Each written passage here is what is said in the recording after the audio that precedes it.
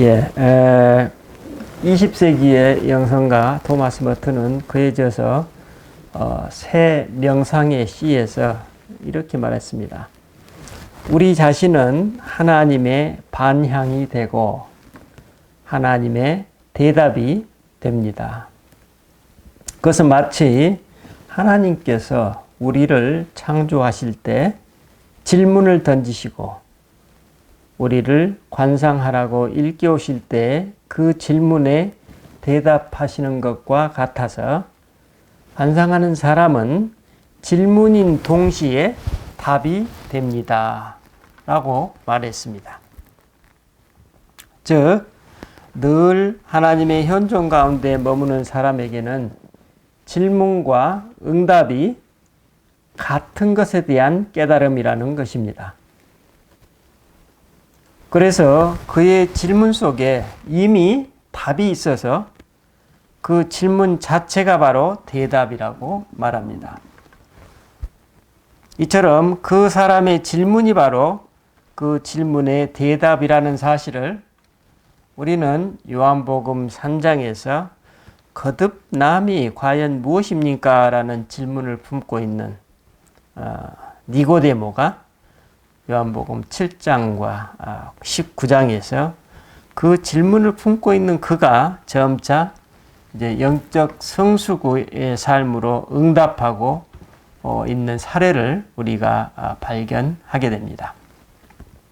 그 질문의 진정성이 곧 진정성 있는 응답으로 연결되고 있음을 알 수 있습니다. 오늘 우리는 성탄을 맞으면서 질문할 수 있습니다. 나는 어떤 그리스도를 갈망하고 있습니까?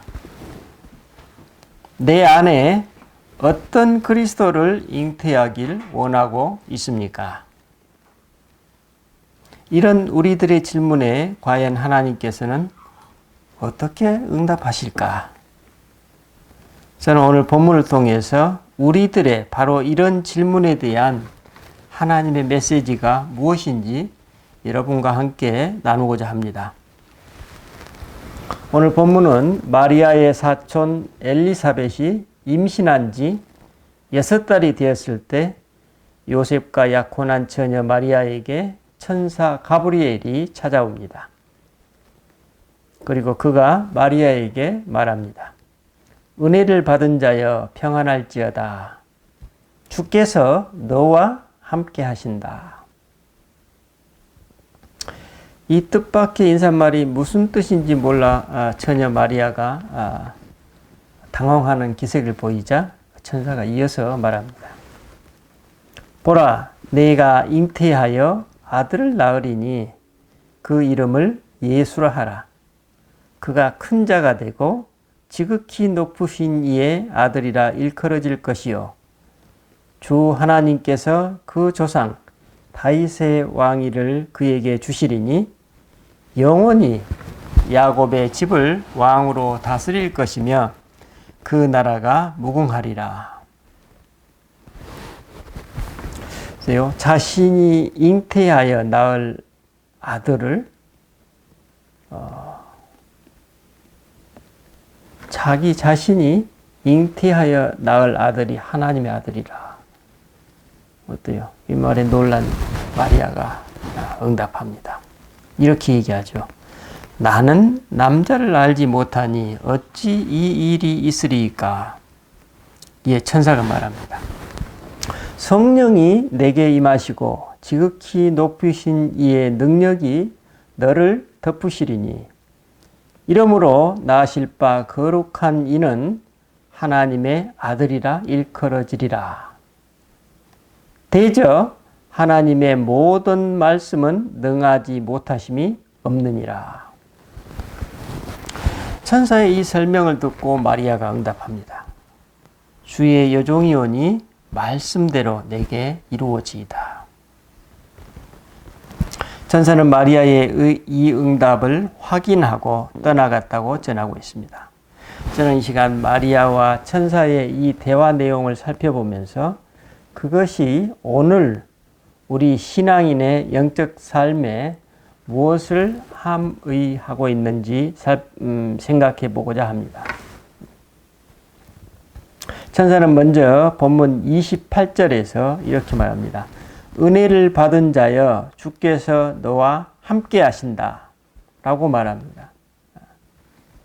천사의 이 말은 하나님께서 너와 함께 하심으로 당신은 지금 그분의 은혜 가운데 있다는 확인을 해주고 있는 장면입니다. 이런 메시지 성경에서는 이렇게 번역하고 있어요. 잘 있었느냐? 너는 하나님의 아름다움으로 안과 박이 다 아름답구나. 하나님께서 너와 함께 하신다. 이렇게 번역하고 있습니다. 즉 마리아가 안과 박이 하나님의 아름다움으로 아름답다라는 이 표현은 마리아의 영이 그만큼 맑고 깨끗하여서 늘 하나님과 동행하는 삶을 살고 있다는 내용입니다. 그래서 마리아는 늘 이런 영적 자유 가운데에서 하나님 임재를 의식하며 일상을 살아가고 있다는 칭찬일 것입니다. 오늘날의 언어로 표현하면 그녀는 늘 관상적 태도로 삶을 살아가고 있는 것입니다. 그녀의 이와 같은 내외적 삶을 천사는 안팎이 아름답다고 묘사하고 있습니다. 천사의 뜬금없는 말에 마리아가 당황해하자 천사가 말합니다. 무서워하지 마라. 네가 하나님께 은혜를 입었느니라. 보라, 내가 아들을 잉태하리니 그 이름을 예수라 하라. 그리고 나서 다음과 같이 덧붙입니다. 그는 지극히 높으신 분의 아들이라 일컬어질 것이요 주 하나님께서 그 조상 다윗의 왕위를 그에게 주시리니 그 나라가 무궁하리라. 이 구절의 영적 의미는 이미 관상적 삶을 살아가고 있는 마리아에게 그 관상적 삶의 근원과 실체를 지금 구체화 시켜주고 알려주고 있습니다. 구체화해서 알려주고 있다. 이렇게 볼 수 있습니다. 즉 지금 마리아 네가 경험하고 있는 하나님과 그 동행하는 아름다운 삶, 그 관상적 삶은 다름 아닌 바로 네가 잉태할 바로 그 하나님의 아들 그리스도로부터 비롯되고 있다는 메시지입니다. 놀라운 얘기죠. 그리고 그 아들의 법통은 다윗 왕을 계승하고 있다는 것입니다. 하지만 하나님께서 주시는 이 놀라운 선물이 주어질 때 마리아에게는 이 선물을 쉽사리 받아들일 수 없는 삶의 문제가 기다리고 있습니다. 그녀는 약혼한 상태였습니다. 그리고 더더구나 도대체 하나님의 아들을 어떻게 자신이 잉태할 수 있다는 것인지 마리아는 순간 너무나도 막막하고 혼란스럽기만 했을 것입니다.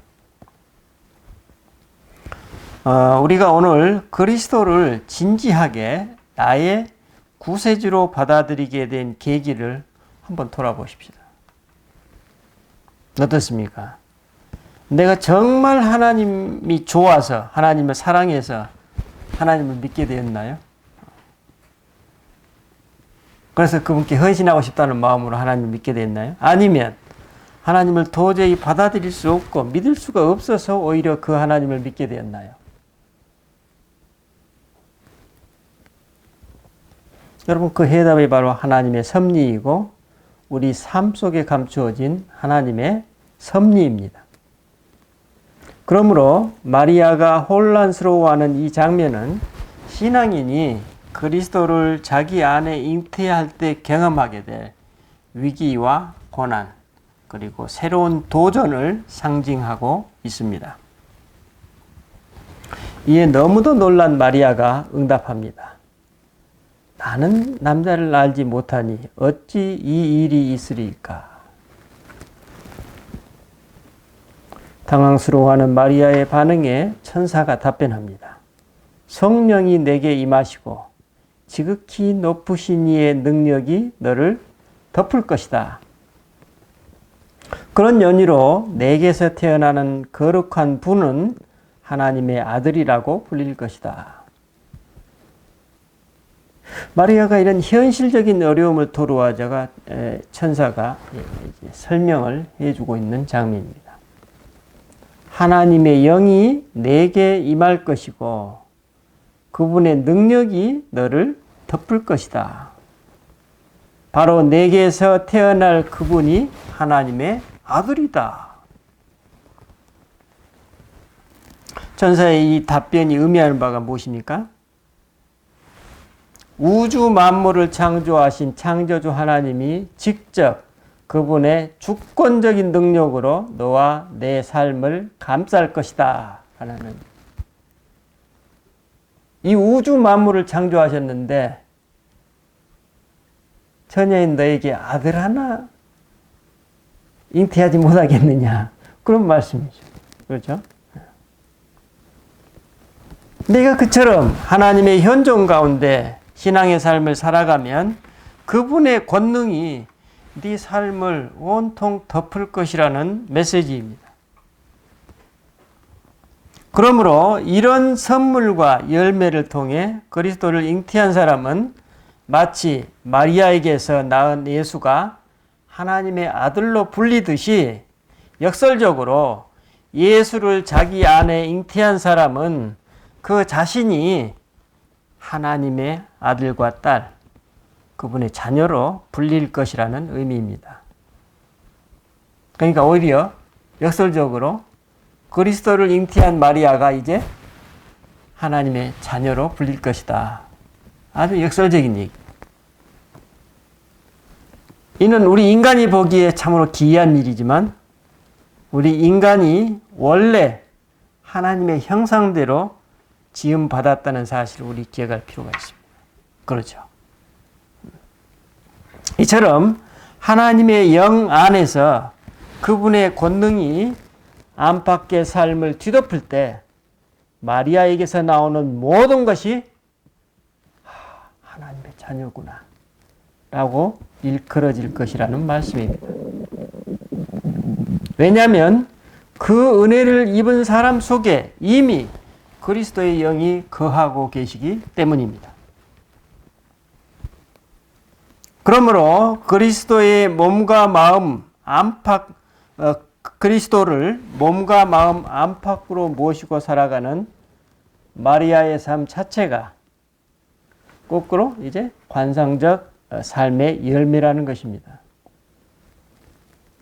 이는 오늘 우리 신앙인들이 이처럼 관상적 삶을 선물과 또 열매로 누린다면 우리에게서 나오는 모든 것이 하나님의 자녀라고 불릴 것이라는 메시지입니다. 이 말은 뭡니까?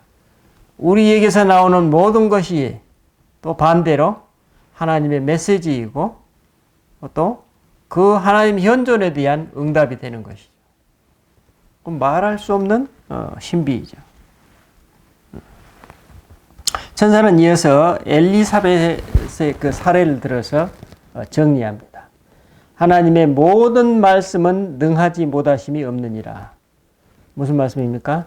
우리 신앙인들이 누리는 모든 선물과 삶의 열매는 하나님께서 하시는 일이라는 것입니다.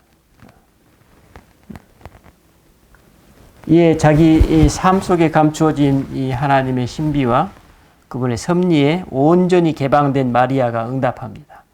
주님의 여종이오니 말씀대로 내게 이루어지이다. 어떻습니까?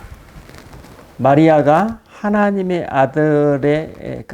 아들의 잉태를 받아들임으로써 하나님 현존의 일상성, 우리 일상 삶 속에 일상성과 구체성 속으로 흔쾌히 들어가는 모습이죠, 지금. 그러니까 지금까지는 하나님 막연하게 하나님 임재를 받아들이고 경험했다면 이제는 어때요? 그리스도가 내 안에 들어오심으로 하나님의 현존이 매우 구체화됐죠. 그리고 일상적인 삶 속에 지금 드러나고 있죠. 매우 중요한 개념입니다. 그렇지 않다면 그리스도가 왜 인간으로 오셨겠어요? 그럴 필요가 없는 거죠. 그러니까 우리 모든 신앙인은 사실 뭐예요? 환상적 삶으로 나아가는 게 정상이고 당연하고 지당한 지향점이 되겠죠. 그래서 그녀는 이미 몸과 마음 가운데 그리스도를 이제 잉태한 것입니다. 여러분, 우리는 오늘 말씀을 통해 하나님께서 우리에게 주시는 놀라운 선물에 대해 잠시 생각해 보았습니다. 그 선물은 다름 아닌 그리스도, 지극히 높으신 분의 아들입니다. 어떤 것이 아니라, 무엇이 아니라 그분 자신입니다. 여러분, 우리가 누군가를 진정 사랑할 때 그 상대에게 줄 수 있는 가장 귀한 것이 무엇입니까? 그렇습니다. 그것은 어떤 것이 아니라 무엇이 아니라 바로 우리 자신이죠. 그렇다면 그분은 왜 이처럼 그분 자신을 우리에게 주실 만큼 우리를 사랑하셨을까요? 그건 그분 자신을 위해서 우리를 지으셨다고 성경이 지나가죠. 누구를 위해서요? 그분 자신을 위해서 우리를 지으셨다고 하셨어요. 그러죠? 우리를 위하여 그랬죠. 창세기에 보면. 그래서 그분을 우리 안에 잉태했을 때 우리는 그분의 사랑 안에서 삶을 누릴 수 있습니다. 그런 삶을 영성신학에서는 성도가 누리는 관상적 삶이고 그런 삶 자체가 하나님의 선물임을 알 수 있습니다. 바로 이것이 하나님께서 이 땅에 사는 우리에게 그토록 주시고 싶어하는 선물이요 은혜입니다. 그분을 닮은 하나님 자녀로의 온전한 회복입니다. 이 선물을 받은 마리아는 그리스도의 어머니라는 영광을 받았지만 동시에 칼이 가슴을 찌르는 고통도 함께 겪었습니다. 왜요?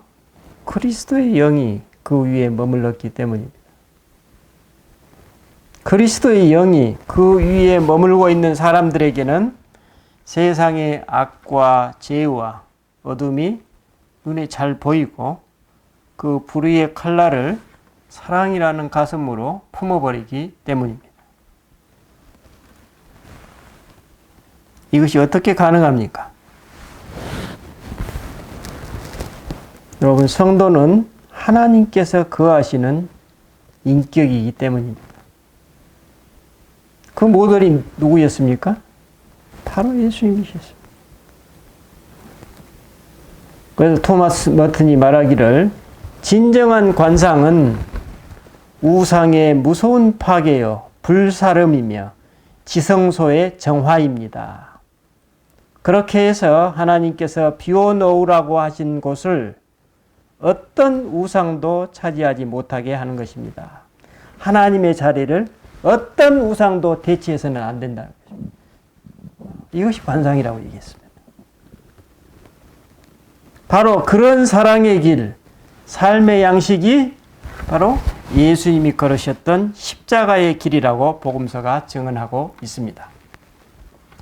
그래서 십자가는 선물이고 복이 됩니다. 참으로 역설적입니다. 그 역설은 세상이 그만큼 하나님의 구원이 필요한 까닭, 즉 죄악이 관영한 까닭입니다. 그래서 우리는 세상의 빛과 소금으로 부름받았습니다. 여러분, 오늘 나는 어떤 그리스도를 갈망하고 계십니까? 그 그리스도가 나에게 선물인가요? 어떤 선물인가요? 오늘 주말까지 한번 깊게 가슴속에 묵상해보는 귀한 시간이 되시기를 바랍니다. 기도하십시다.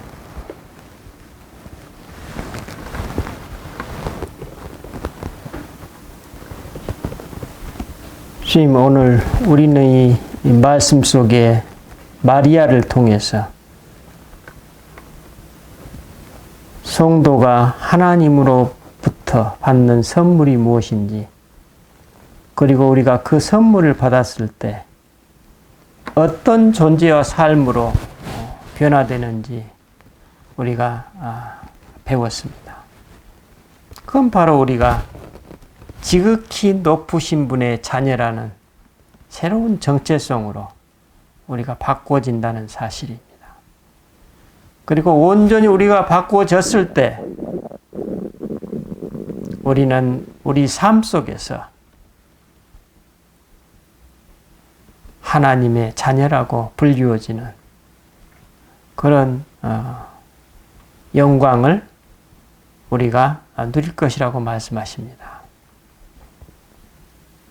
주님, 그러한 영광은 또한 하나님을 알지 못하는 죄악된 세상과 대비되고 있음을 또 우리에게 일깨워 주십니다.